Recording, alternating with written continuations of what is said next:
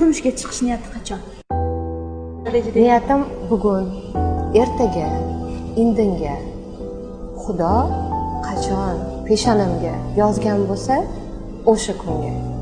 Men bitta qo'lidan hech nima kelmaydigan bitta ojiz bandaman-da.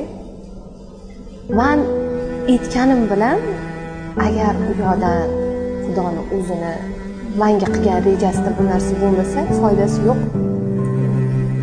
Ba'zilar aytadi-yu, kimgadir kech beradi, kimgadir erta beradi. Bu gap noto'g'ri gap. Bu noto'g'ri gap.